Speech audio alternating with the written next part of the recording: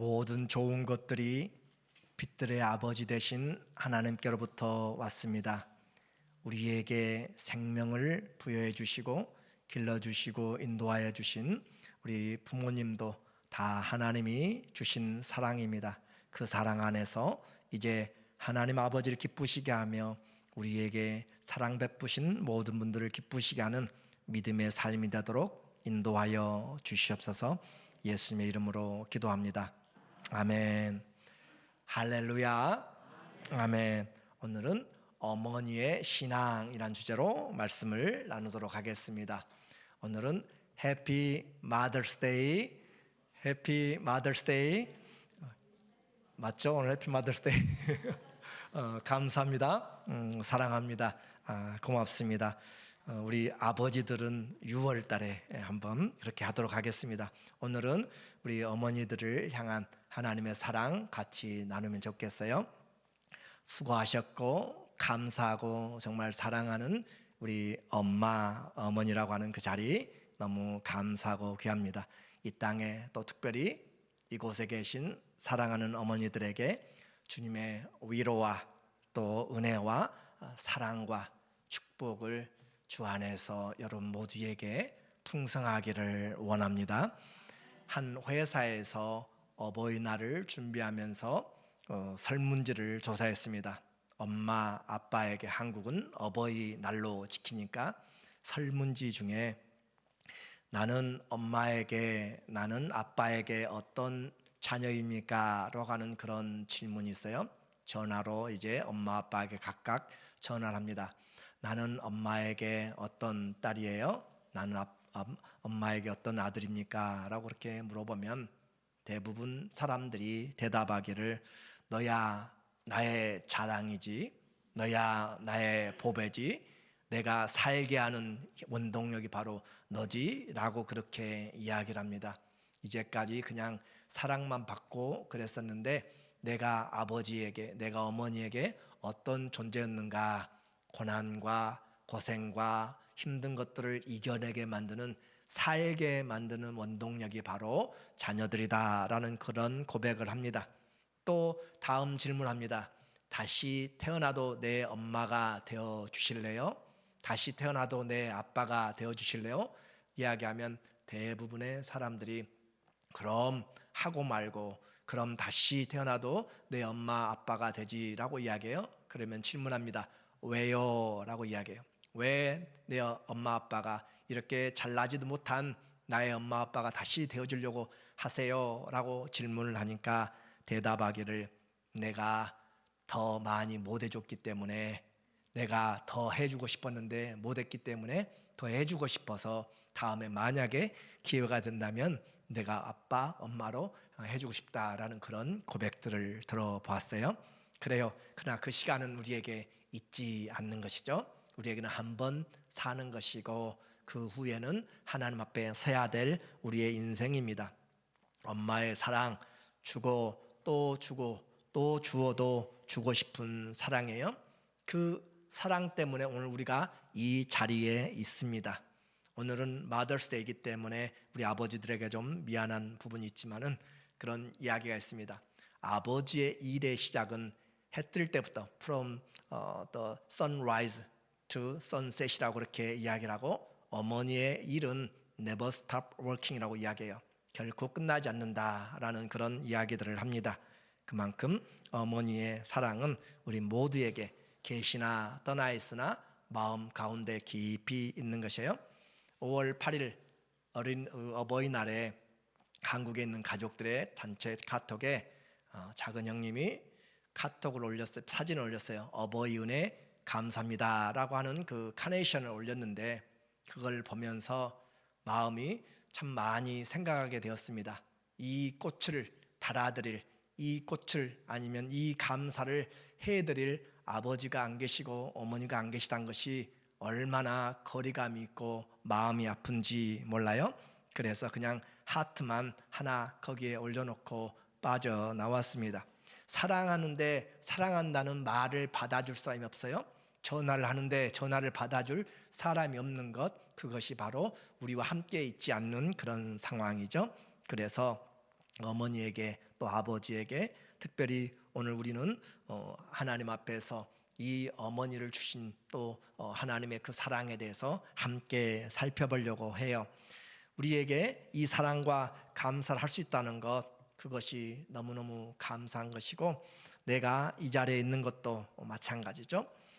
제 어머니를 기억하면 욕을 할 줄 모르는 것 같아요. 제가 평생 들어본 적이 없는 것 같아요.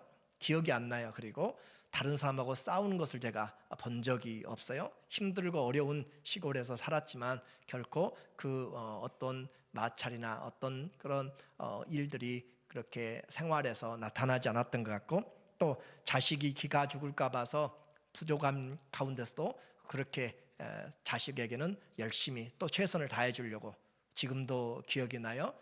40년 전에 힘들고 어려울 때 제가 어떤 일에 낙심하고 있을 때 시장에 가서 그때 입는 그 콤비죠. 콤비를 당시에 지금 15,000원 것 같아요. 한 40년 전입니다. 그것을 사주는데 제가 봤을 때 분명히 비쌌어요. 그런데 아들이 어깨가 처질까 봐서 그냥 딜도 안 하고 그냥 사서 입으라고 그렇게 했던 것이 기억에 남아요.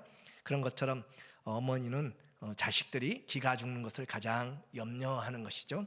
오늘 우리에게 이 사랑이 밀려오기 때문에 우리는 사랑하면 곁에 있어도 보고 싶습니다. 그렇죠? 사랑하면 곁에 있어도 보고 싶고 보고 있어도 더 보고 싶은 그런 마음이에요. 그리움이 밀려오는 그 사랑, 그 정은 한량없이 우리에게 가슴만 올려옵니다.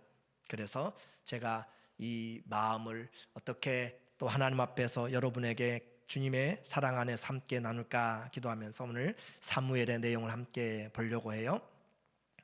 봄이라고 다 봄이 아니라 하나님 앞에서 마음이 열리고 사랑하는 자에게 봄의 향기가 느껴지는 것이고, 또 가정의 달이라고 해서 다 마음이 따뜻하고 또 행복한 가정이 아니고 주님 안에서 가정을 사랑하는 자들에게 그 사랑이 더 다가오게 됩니다. 성경은 가정의 이야기예요. 성경은 가정의 이야기이고 그 가정, 에덴 동산에부터 시작된 가정, 문제도 가정에서 일어났고 또 치유도 가정에서 일어났고, 일을 아무리 열심히 해도 결국은 가야 될 것이 가정이에요.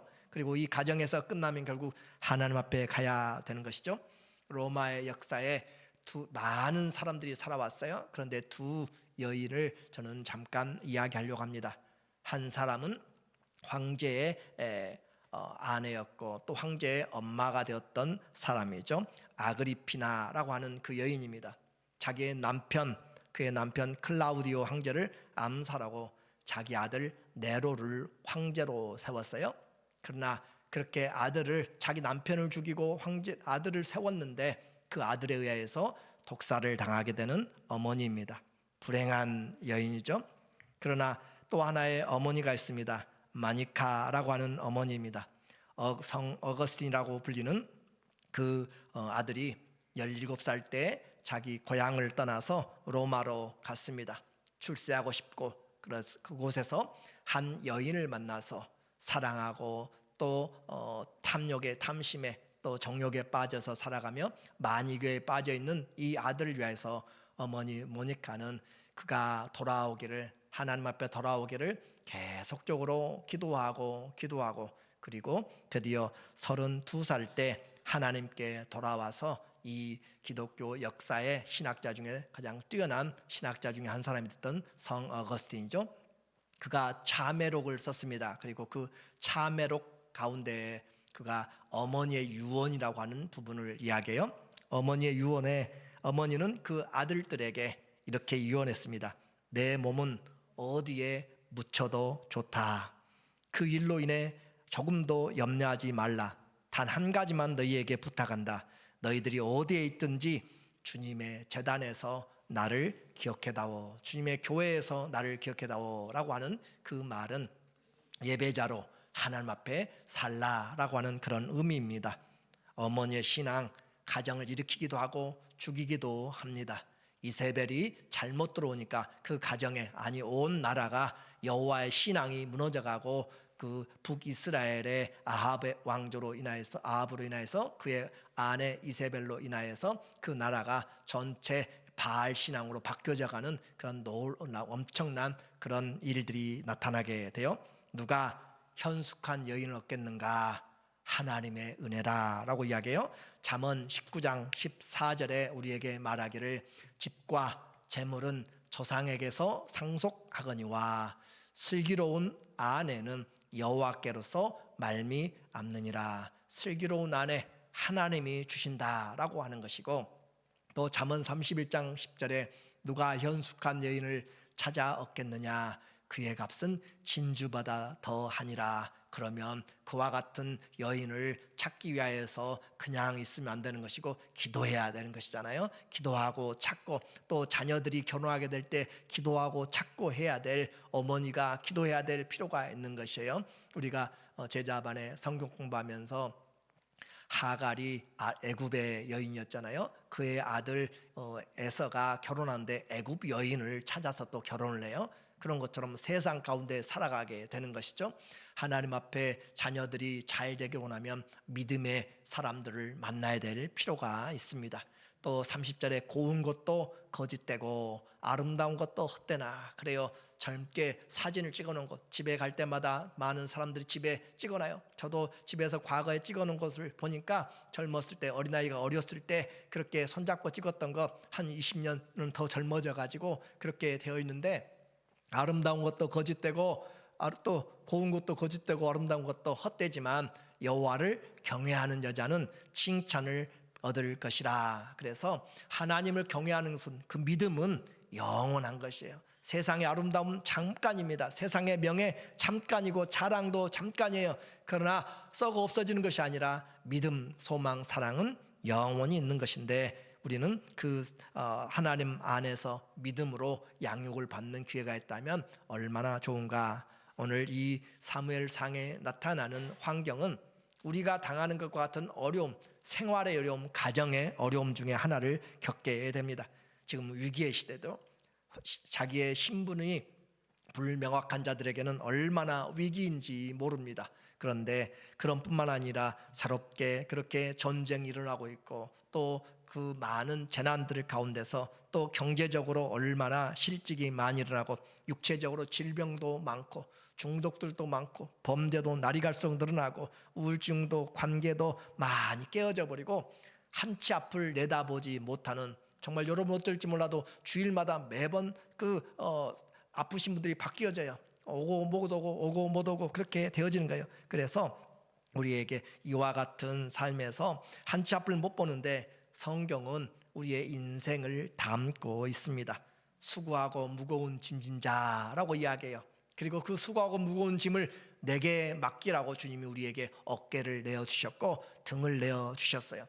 수고하고 힘든 자들을 주님이 이스라엘을 광야에서 안고 걸었다라고 이야기해요. 하나님이 안고 걸었다. 하나님 우리의 인생을 안고 걷고, 때로는 업고 걷고, 때로는 목에 태우고 걷고, 잃은 양을 찾았을 때 그 목에 걸고 오는 것처럼 하나님이 우리를 인생의 고난에서 안고 가고 업고 가고 목에 태우고 가고 그렇게 해 나가신다라는 것이죠. 그런데 이 엘가나의 고난의 이 집에 이 사무엘상을 열면서 한 가정이 소개가 됩니다. 1절에 보니까 말하기를 에브라임 산지 라마 다임 소빔의 짧게 라마라고 그렇게 불러요. 라마 다임 소빔에 에브라임 사람 엘가나라 하는 사람이 있었으니 그는 여로암의 아들이요 엘리후의 손자요 도후의 증손이요 숲의 현손이다 라고 이야기하면서 족보를 이야기하는 것은 성경은 사실입니다. 이 사람의 이야기가 그냥 지어낸 스토리가 아니라 사실적으로 그 땅에 그 시대에 그 사람이 살았다라고 하는 것이고, 그런데 그 가정을 보니까 그에게는 누가 있었어요? 두 아내가 있었으니, 뭔가 우리에게 들려지는 소리가 조금 좀 이상하게 들려지는 거죠. 한 사람의 이름은 한나, 은혜라고 하는 이름의 한나요. 또 한 사람의 이름은 분닌나, 진주, 산호라고 하는 그런 분인나가 있는데, 분인나에게는 자식이 있습니다. 더 정확하게는 자식들이 있어요. 더 정확하게는 딸들과 아들들이 있다라고 그렇게 원어에는 그렇게 되어 있어요. 자식들이 있습니다. 그런데 한나에게는 자식이 하나도 없었다라고 하는 문제입니다. 이 가정, 엘가나라고 하는 사람이에요. 엘가나라고 하는 사람이 살고 있는데 그 가정에 한 부인은 자녀들이 많이 있고 한 부인은 자녀가 하나도 없고, 그런데 이 가정에 이 불임의 여인인 것이죠. 가정이 하나님 앞에서 어떤 가정인가? 어떻게 보면 이 가정 자체가 저주 가운데 있었던 가정입니다. 이 가정의 족보를 우리는 숲의 현손이라고 4대까지 올라갔는데 더 올라가서 보니까 역대상 6장 33절에 보면 이 역사가 어디까지 가냐면은 레위까지 올라가게 돼요. 그래서 직무를 행하는 자와 그의 아들들은 이러하니 그앗의 손자 중에 헤만은 다윗 시대에 지금 써놓은 다윗 시대를 이야기하는 거예요. 그때 써놓은 책입니다. 찬송하는 자라. 그는 다윗 시대 찬양 대장 중에 하나가 헤만입니다. 그 헤만의 아버지가 요엘이고, 요엘은 누구의 아들이에요? 여러분이 잘 아는 사무엘의 아들입니다. 사무엘이 누구의 아들이에요? 사무엘은 엘가나의 아들이에요. 오늘 읽었던 사무엘상을 읽으면서 엘가나 라마에 살고 있으면서 한 여인, 부인 나는 자녀들이 많았고 한나는 자녀가 없었던, 그리고 얻게 될 그 자녀잖아요. 사무엘은 엘가나의 아들이요 엘가나는 여로함의 하면서 38절 고라는 이스라엘의 아들이요 이스라엘의 아들은 그앗의 아들이요 그앗은 레위의 아들들이요 레위는 야곱 이스라엘의 아들이다 라고 해서 이 족보, 모세와 아론이 하나님 앞에 열심히 믿음을 가지고 인도에 나가니까 이들은 고라 자손들은 너희만 레위 자손이냐, 우리도 레위 지파다 라고 하면서 제사장직에 대해서 컴플레인하다가 하나님 앞에서 망한 자들이잖아요. 그런데 그 망한 저주받은 고라의 후손 중에 지금 누가 나왔는가? 사무엘이 지금 나오는 준비를 지금 하고 있다라고 하는 거예요. 가정적으로 볼 때 얼마나 하나님 앞에서, 사람들 앞에서가 아니라 하나님 앞에서 저주받은 그런 가정에, 또 그 가정에서 엘가나는 두 여인 중에서 불임의 여인이 있습니다. 오늘 3절에 보니까 말하기를 사무엘상 1장 3절 말씀에 이 사람이 매년 엘가나가 신앙이 있어요. 레위인이잖아요. 근데 그가 신앙이 있는데 매년마다 자기 성읍에서 나와서 실로로 올라가서, 아직은 예루살렘에 성전이 없습니다. 다윗 이전의 시대이기 때문에 그래, 솔로몬 이전이기 때문에 그래요. 그래서 실로까지 약 22km 정도를 그가 매년마다 올라가서 그렇게 북쪽으로 올라가서 예배를 드립니다. 만군의 여호와께 예배하며 제사를 드리는데 엘리의 두 아들 홈니와 비느하스가 여호와의 제사장으로 거기에 있었더라. 그 사람 엘가나와 그 온 집이 여호와께 매년제와 서원제를 드리러 올라갈 때, 그러니까 이 엘가나의 집은 여러분이 1장 2장을 보면은 매년마다, 또 매년마다는 단어를 여러 번 쓰고 있어요. 그러니까 이 사람은 여러분이 주의를 지키는 것처럼 매년마다 그 먼 거리 22km 정도 거리를 가족들을 대동하고 매년제와 서원제를 드리기 원하면은 가서 그렇게 가는 거예요. 마차에 태우든지 수레에 태우든지 그렇게 나귀를 타고 하든지 그렇게 가는 신앙적인 사람인데 그 가정 안에는 기쁨이 없습니다. 왜 그래요? 그곳에 가정에 문제가 있어요. 5절에 보니까 말해요. 한나는 자녀가 없습니다. 그래서 한나를 사랑하면서 갑절을 그 제사의 음식을 줘요. 주니 이는 그를 사랑함이라. 그러나 여호와께서 그에게 임신하지 못하게 하시니, 그런데 이 문제가 있는데, 불임인데 누가 임신을 못하게 하는가? 하나님이 못하게 한다는 사실이 더 힘든 거예요. 그들은 모르죠. 하나님이 임신하지 못하게 한다. 그러면 하나님이 막아버리면 문제가 심각한 거예요. 그런데 이것을 성경은 반복적으로 이야기합니다. 여호와께서 그녀에게 임신하지 못하게 하심으로 하나님이 못하게 하셨다라고 성경의 그 저자는 분명히 보고 있어요. 왜 한나가 자녀가 없는가? 하나님이 막아놨다고. 그렇기 때문에 이 가정에 지금 그 문제가 있는 것이죠. 한나는 알지 못해요. 그런데 사람들도 알지 못해요. 이 여인이 저주받아서 그런 것이고 문제가 있다는 것이죠. 소박을 맞아야 될 그런 상황이라고 생각할지도 몰라요. 그런데 그의 적수인 누구죠? 동서지간이죠. 적수인 분인나, 그의 이름 아름다운 산호와 친주라고 하는 그 분인나가 그녀를 심히 격분하게 하여 괴롭게 하더라. 심히 그 사람을, 자기는 많이 가졌어요. 자녀들을 많이 있어요. 그런데 그 하나도 없는 그에게 좀 그 제사하고 나서 남은 고기를 더 주는 것으로 인하여서 그가 격분하고 심히 괴롭게 하더라라는 거죠. 그래서 매년마다 올라가는데 그것이 쌓이고 쌓이는 거예요. 그것이. 자, 여러분에게 가면 묻습니다. 예배드리러 오는데 그 보기 싫은 사람과의 관계가 점점 악화가 된다면 어떻게 되겠어요? 교회를 떠나든지 뭔가 해야 될 상황이 되잖아요. 그런 것처럼 매년 한나가, 그 이름은 은혜인데 은혜가 없어요.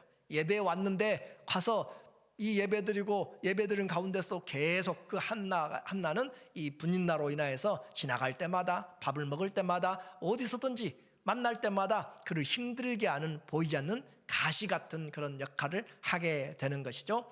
그래서 여호와의 집에 올라갈 때마다 남편이 그가 참에 분인나가 그를 격분시킴으로 남편도 문제고 이 분인나도 문제고 그래요. 그래서 이 한나는 격분되어서 그가 울고 먹지 아니하니, 입맛이 없는 거죠. 가서 예배는 드리는데 찬양도 기쁨이 없어요. 기도도 기쁨이 없어요. 우리의 교제가 다 힘이 드는 것이죠. 이와 같은 문제 가운데서 매년 쌓여가는데, 자, 우리는 이제 예배를 한번 생각해 봐야 돼요. 우리에게 예배라는 것은 무엇인가요? 삶에서 지치고 힘들 때 가정에 오면 회복해주고, 가정에 오면 안아주고, 가정에 오면 위로해주고, 토닥거려주고 할 수 있다고 해주는 것이 가정인 것처럼, 하나님의 집에 오면 힘들고 어려워도 함께 이겨내고 격려해주고 사랑하고 그렇게 해주는 것이 교회요, 하나님의 집이잖아요. 그런데 그 집에 올 때마다, 지금 예배에 들어가는 그곳에서 한나는 매년마다 괴롭힘과 마음의 격분이 일어나서 밥맛이 없을 정도로 그렇게 되어지는 이 예배, 그것이 하나님이 받으실 것인가? 오늘 우리에게 한번 그렇게 분인나의 마음을 하나님이 받으실 것인가? 오늘 우리는 앉아서 예배는 드리지만 내 마음에 이와 같이 피스메이커가 아니라 내 마음에 트러블 메이커가 되든지 사람을 힘들게 만드는 그런 언어들로, 그런 행동들로 한다면 하나님이 내 예배는 받으실 것인가? 예배는 내가 죽어지고 하나님이 살아나는 것입니다. 그렇죠? 예배 드리러 와가지고 나를 높이려고 하면 문제가 되는 것이고 다른 사람들이 상처를 받게 돼요. 그러나 섬기려고 하면 기쁨이 오게 되고 자기도 기쁘고 상대방도 기쁩니다. 내가 먼저 인사를 90도로 하면 상대방이 기분 나쁘겠어요? 아니에요. 그래, 인사를 해도 안 받고 뻣뻣하면 기분 나쁜 것이에요. 그런 것처럼 오늘 예배 드리는 것은 내가 죽고 그리스도가 사는 것이기 때문에 예배만 한번 잘 드려도 우리의 삶은 변하게 돼 있어요. 예배만 한번 잘 드려도 내 생각 죽일 수가 있어요. 예배만 한번 잘 드려도 하나님 시간 이렇게 보내면 안 된다는 것을 알게 되는 것이에요. 그런데 우리가 예배를 잘못 드리니까 매년마다 이렇게 예배 드리면서 점점 가정은 점점 깨어져 가고 분리되어 가고 나눠져 가고 상처받고 하는 것이 바로 오늘날의 우리의 가정, 교회가 혹시 있지 않는가 한번 본문을 생각해 봅니다. 하나님은 보이지 않고 특별한 손길도 모르게 그렇게 보이는 사람들로 힘들고 어려워요. 어느 분이 이야기하시더라고. 어떤 환경보다도 가장 힘든 것이 사람들의 관계라고. 그래, 우리 사람들의 관계야. 다들 상처받고 다들 가시 같은 그런 마음들만 있으니까 서로가 찔리는 것이에요. 부딪히면 서로가 찔리고 아픈 것이에요. 가시나무 인생 같은 그런 모습입니다. 그러므로 오늘 우리는 이와 같은 상황에서 어떻게 할 것인가? 어려움이 있다고 그랬어요. 그 어려움 분명히 있습니다. 여러분에게도 말할 수 없는 어려움이 있어요. 근데 그걸 어떻게 할 것인가? 하나님 앞에서 오늘 우리는 한나의 모습을 통하여서 기도하러 나가는 한나를 보게 됩니다. 그가 하나님 앞에서 기도하러 나가는 것, 우리에게 고난이 있을 때 옆에 사람들은 잘 몰라줘요. 분인나도 모르고 지금 이 엘가나도 전혀 어떻게 도움이 되지를 못해요. 한나가 밥을 먹지 못하고 그렇게 힘들 정도로 해도 아무도 케어하지 않습니다. 오늘 우리 옆에 사람들도 마찬가지예요. 마음이 상하여서 힘들고 어려운 사람이 있을 때 어떤 사람은 또 얼굴도 보기 싫고 말도 섞기 싫은 사람도 있을지 몰라요. 그러나 우리는 거기에 머무르면 안 됩니다. 거기에 머무르면 안 되고 그 문제를 가지고 하나님께 나가야 돼요. 그 문제를 가지고 하나님, 나에게 은혜를 주시고 상대방에도 은혜를 주시도록 그렇게 해 나가야 돼요. 문제를 가지고 하나님께 나가는 것, 오늘 10절에 보니까 한나가 말하기를 마음이 괴로워서 여호와께 기도하고 통곡하며, 자, 마음이 괴로워서 하나님께 기도하고 통곡하면서 서원한다. 오늘 여기를 우리가 잘 보아야 돼요. 하나님이 그냥 그 애가 분인나처럼 편안하게 자식이 있고 좀 그냥 일반적으로 좀 갈등 생기고 그런다고 해서 기도하러 나갑니까? 예배는 드렸죠. 예배는 드렸는데 자기가 중심으로 하나님, 나는 주님이 필요합니다. 오늘 여러분에게 우리는 예배 드리잖아요. 대표 기도도 있고 여러분이 먼저 와서 기도하던데 정말로 하나님 앞에 따로, 하나님 앞에 은밀하게, 아닙니다. 하나님 앞에 진정으로, 주님, 나는 마음이 괴로워요. 나는 정말 답답해요. 어떻게 할 줄 모르겠어요 하면서 마음이 괴로워서 하나님께 나오지 않으면 안 될 그런 환경이 있는지, 아니면 그런 어렵고 힘든 환경이 있어도 이런 하나님께 나오지 않고 혼자만 끙끙 앓고 있는지, 오늘 우리는 이 고난의 문제를 한번 보면서 하나님의 역사를 한번 봐야 돼요. 보이지 않습니다. 한나가 왜 임신을 못하는지 우리는 성경을 보니까 하나님께로부터 왔지만 문제가 있지만 사람들은 알지 못해요. 한나가 원인이라고 생각할 수 있어요. 그 사람이 잘못했기 때문에 할 수 있어요. 그러나 하나님은 지금 뭘 생각하시는가? 하나님의 타락한 제사장이 아니라 충성된 제사장을 얻기 원하는 하나님의 소망이 있어요. 그 시대에 하나님께서 충성된 엘리 제사장, 나이 들고 비둔하고 정말 자기들 자녀들이 타락하고 했어도 꾸짖지도 제대로 못하고 오냐오냐 키워놔가지고 그 가족에 그 나이 든 사람들 하나도 없을 정도로 저주를 받게 되잖아요. 이제 그러니까 타락한, 성경은 그들을 벨리알의 자녀들이다라고 그렇게까지 이야기를 합니다. 그만큼 하나님을 섬기는 자들인데 그들은 나쁜 자들이라, 악한 자라 하면서 벨리알의 자녀들이라고 그렇게 이야기를 해요. 우상을 섬기는 자녀 같다라고 하는 거죠. 그래서 고난이 닥칠 때 지금 한나가 왜 기도를 갔어요? 문제가 있어서 갔잖아요. 왜 문제 때문에 갔어요? 자기 힘으로 안 되기 때문에. 그 문제의 원인이 하나님이었단 말이죠. 자, 이제 한번 생각해 보세요. 기도를 하는 것이 한나가 기도하고 싶어서 간 것이에요? 아니면 하나님이 기도로 몰아붙였어요? 잘 생각해 보세요. 자, 자녀가 없어요. 그런데도 잘해줘요. 자녀도 없네. 그래도 괜찮아, 우리가 가족이야 라고 그렇게 좋게만 했다면 한나 위로받고 얼마나 행복할지 몰라요. 그런데 하나님께는 나가지 않을 거예요. 하나님께 나가자. 그런데 자녀도 없지. 옆에서 있는 그 분인난 날마다 볶고 날마다 마음을 뒤집어놨다 엎어놨다 그렇게 하지 도무지 안 돼요. 날마다 머리끄댕이 잡고 싸울 수도 없는 것이고, 그래서 어떻게 해요? 하나님께 이 마음이 괴로워서 나간단 말이에요. 그러니까 문제가 있어서 가만히 그 자리에 있지 못하고 집에서 아무리 술잔을 기울이고 아무리 고민하고 아무리 다른 사람의 어드바이스를 구해도 안 돼요. 그래서 결국 하나님께 오는 거예요. 누가 하나님께 기도하도록 만들어요? 하나님이 그를 몰아가는 거예요. 몰아가도록. 어떻게 해요? 기도하는 자리로 몰아가는 거예요. 그래서 한나를 기도하게 만드는 것은 고난이지만 고난보다 더 뒤에 하나님이 지금 기도하는 자녀를 통해서, 기도하는, 더 정확히 엄마를 통해서, 기도하는 그 기도를 통해서 하나님이 하나님의 충성된 제사장을 얻고자 하는 그 하나님의 플랜이 있다고, 플랜이. 그래서 지금 그 일들을 역사하셔서 해 나가는 거예요. 그래서 한나가 와서 기도해요. 하나님, 내가 정말 이름은 은혜인데 날마다 은혜 부르지만 자녀가 없어요. 자녀가 없는 그 여인의 마음에 어떤 위로가 있겠어요? 다른 거 필요 없어요. 다른 것보다 내가 지금 하나님 앞에서 버림받은 자가 아니라는 것, 하나님의 은혜 받은 자라는 것, 그것이 가장 귀한 거예요. 그래서 하나님 앞에 부르짖고 기도하면서, 기도에도 응답이 돼요? 안 돼요? 기도도 안 되니까 하나님께 이제 드디어 어디까지 가요? 소원하는 데까지 가요. 하나님, 이제 아들 주시면 그 아들 하나님께 드리겠습니다라고 소원까지. 맨 처음에는 하나님 괴로워요, 자녀 주세요 했어요. 그런데 그것이 점점 힘들고 어렵고 오래되고 그러면서 하나님 앞에 그렇게 중심으로 하나님, 나 하나님께 드리겠습니다까지 그렇게 나가는 거예요. 소원은 함부로 할 것이 아닙니다. 하나님의 뜻을 구하는 것이 중요해요. 그런데 한나는 마음이 괴로운 기도를 하면서, 인내의 기도를 하면서 그가 하나님 앞에 자기 자신을 드리는 것으로 그렇게 기도를 해요. 15절에 보니까 말하기를, 15절 본문에 보니까 한나가 대답하여 이르되, 이 한나가 그냥 마음이 상해가지고 기도를 하는데 소리는 안 들려요. 근데 제사장이 가만히 보니까 입만 중얼중얼 하고 있고, 그런데 마치 정신없는 여인처럼 하고 있단 말이에요. 술 취한 것처럼. 그래서 이 제사장이 물어봐요.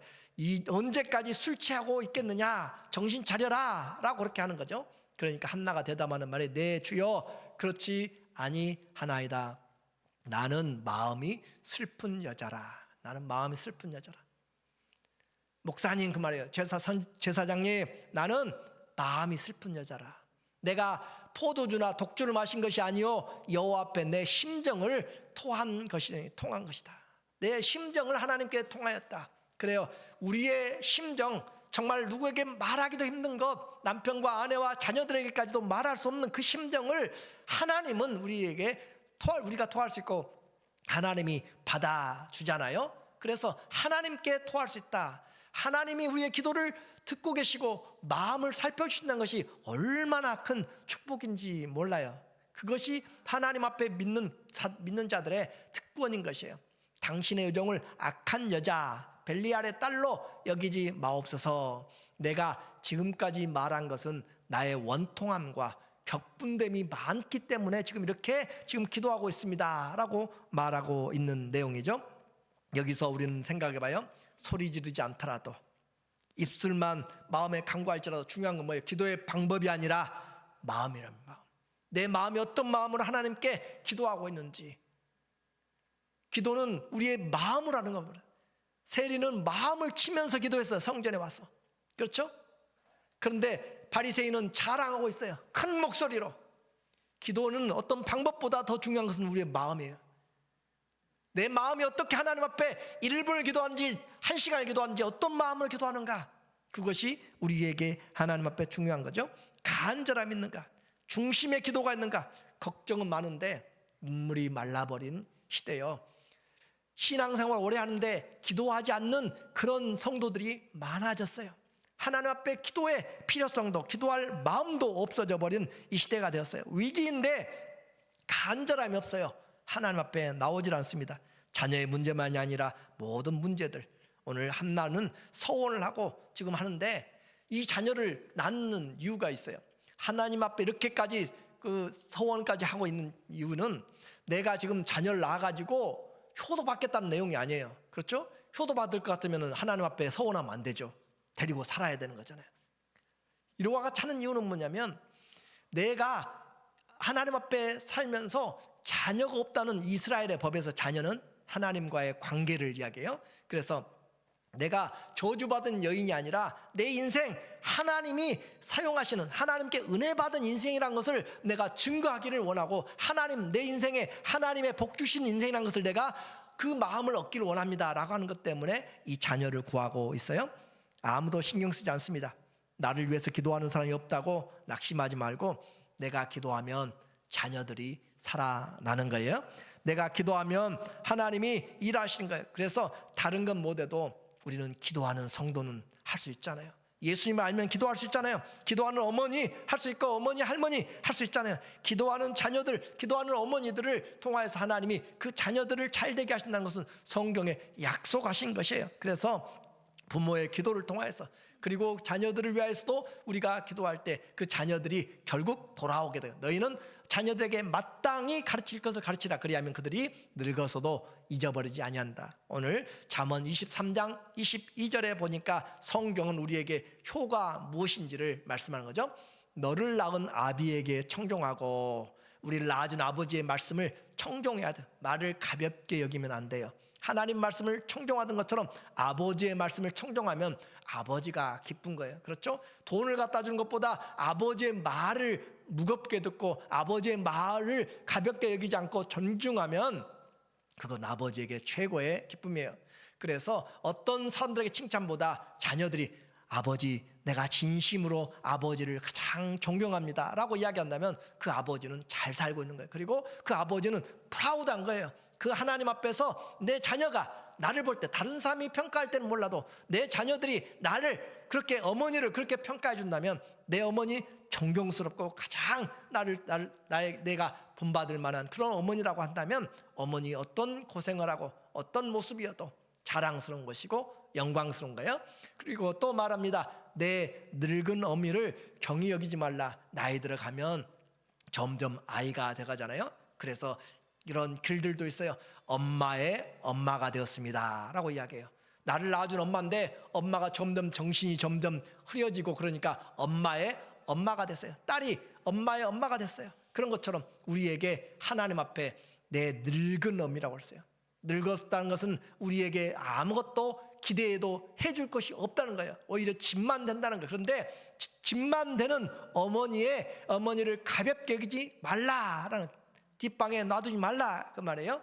내 부모를 어떻게 오히려 즐겁게 하며 너를 낳은 어미를 기쁘게 하라. 그렇게 될수록 더 엄마 아버지를 기쁘게 해라라는 것이 성경의 가르침입니다. 성경보다 더 효를 가르친 데는 없습니다. 그래서 하나님 앞에서 신앙을 잘 심어주면 그 자녀들이 부모를 잘 섬기게 되고 그들이 잘 되게 돼요. 하나님이 약속하신 첫 계명이잖아요. 내 아들아 내 마음을 내게 주며 내 눈으로 내 길을 즐거워할지라. 자, 이와 같은 마음을 이야기하는 것은 뭐예요? 결국은 오늘 어머니날인데 이 예배가 끝나면 자녀들이 계셔서 또 가까이에서 같이 식사하실 분도 있을 거예요. 그러면 감사하잖아요. 그런데 그것보다 한번 식사하고 하는 것보다 함께 있다면 더 감사할 거잖아요. 하나님의 마음을 한번 생각해 보세요.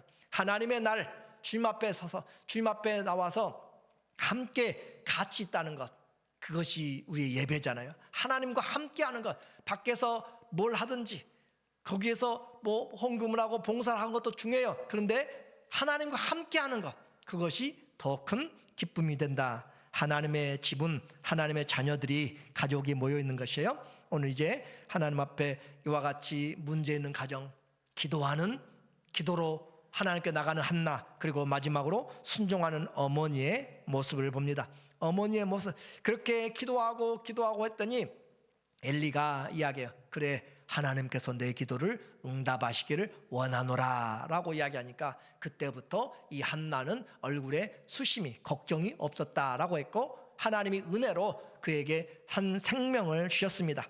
그런데 그 한나가 사무엘을 낳았어요. 하나님이 들으신 사무엘을 낳았는데 그 사무엘을 젖을 떼고 이제 다시 하나님 앞에 데리고 가는, 순종하는 여인이죠. 27절에 보니까 한나가 이 아이를 위하여 내가 기도하였더니 내가 구하여 기도한 바를 여호와께서 내게 허락하신지라. 자, 우리는 기억해야 돼요.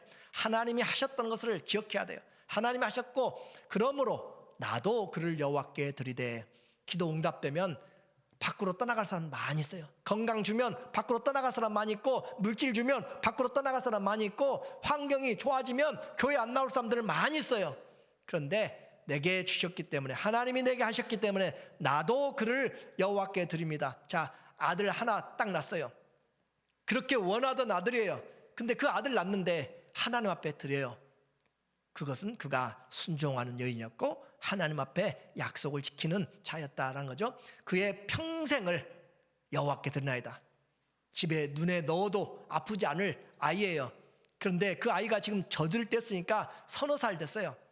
더 많아봤자 7살 언더죠. 그런데 그 아이를 데리고 가서 그 아이를 평생 여호와의 집에 저 멀리 떨어져 놓고, 그리고 그가 할 수 있는 것은 뭐예요? 기도하면서 매년마다 올라갈 때마다 아이가 얼마나 컸을까 생각하면서 옷을 지어다가 주는 것밖에 한나는 할 수가 없었어요. 그럼에도 불구하고 그가 슬펐는가요? 아니에요. 하나님 때문에 이 아들을 낳고 얼마나 그가 기뻐하면서 하나님 앞에 드리고 하나님 앞에 데려다 놓았어요. 데려다 놓았는데 거기 보세요. 그의 평생의 여호와께 드리나이다 하고, 그가, 여기서는 그가 누구냐면 사무엘이에요. 사무엘이 거기서 여호와께 경배하니라, 어린아이가 그 한나를 통하여서 함께 경배하고 있는 모습인데, 이와 같이 경배하는데 그 한나는 슬픔보다 은혜, 나도 이제 하나님의 관계가 회복되었다, 나도 이제 하나님의 사랑받는 자녀가 되었다라고 하는 것을 통하여서 하나님을 찬양합니다. 자녀는 있다가 없어져 버렸어요. 자, 2장 1절에 보니까 말하기를, 한나가 기도하여 이르되 내 마음이 여호와로 말미암아 즐거워하며 내 뿔이, 내 권세가 여호와로 말미암아 높아졌으며 내 입이 내 원수들을 향하여 크게 열렸으니 자, 나를 이제 복되다 하라. 이 말은 나는 저주받은 여자가 아니다, 나도 하나님의 사랑을 입은 자다라고 그렇게 이야기하는 거예요. 이는 내가 주의 구원으로 말미암아 내가 기뻐함이니이다. 19절에 그의 어머니가 한나가 매년 드리는 제사를 드리러 그의 남편과 함께 올라갈 때마다 작은 겉옷을, 어린 사무엘에게 작은 겉옷을 지어다가 그에게 주었더니 매년마다 옷을 만드는 그것으로 그의 사랑을 표현하고 있습니다. 기도 응답 후에 일관적인 신앙, 우리 어머니들에게 그렇게 이야기합니다. 하나님 앞에서 일관적인 신앙, 하나님 앞에 작은 이 사무엘상은 정말 문제가 있는, 그리고 산골에 있는 조그마한 마을의 한 가정의 이야기입니다. 그런데 어떻게 1장을 시작하는가? 한나의 기도로 시작해요. 그리고 사무엘상 24장까지 있지만 사무엘하가 마지막에 24장까지 있는데, 그 23장에서 우리에게 이 다윗의 기도로 마치게 되는 거예요. 그래서 기도로 시작해서 기도로 맞춰지게 되는 그 일이죠. 오늘 하나님은 내가 하나님 앞에 이렇게 깨달으면 우리의 부모님은 기다려주지 않습니다. 계실 때는 잘 못하고 안 계시면 후회하는 딜레마입니다.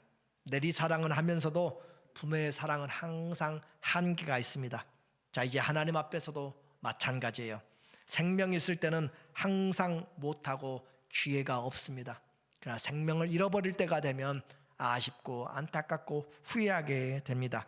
오늘 우리의 삶에서 성경은 우리의 삶에 하나님의 이야기가 있고 하나님 이야기에 우리의 이야기가 있도록 그렇게 이야기해요. 그것은 하나님 앞에 기도하는 자들로 시작됩니다.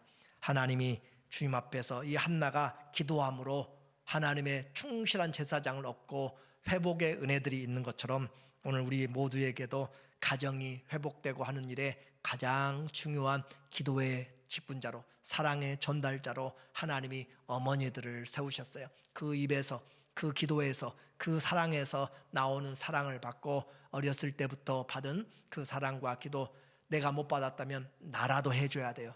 나라도 해줘야 우리의 자녀들이, 그들이 어머니가 읽으시던 그 찬송, 어머니가 그 하던 그 기도 소리, 그 소리들을 듣고 그들이 돌아오게 되는 거예요. 마니카의 기도를 통하여서 그가 돌아온 것처럼, 그처럼 우리에게 이 어거스틴 돌아온 것처럼 하나님 앞에서 우리의 가정의 문제문들이, 개인의 문제문들이 기도하러 하나님께 가지고 가고 하나님 앞에 마음으로 기도하면서, 하나님, 이 모든 문제에 우리 주님이 은혜의 인생으로 내가 살아가는 동안 주의 은혜가 있는 엄마, 주의 은혜가 있는 성도, 하나님 그렇게 되도록 우리의 교회 하나님의 집입니다. 만민이 기도하는 집이 되도록 하나님 우리 가정을 살려주시고 인도하여 주시고 복 주시옵소서. 그런 은혜가 있기를 예수님의 이름으로 축원합니다. 아멘.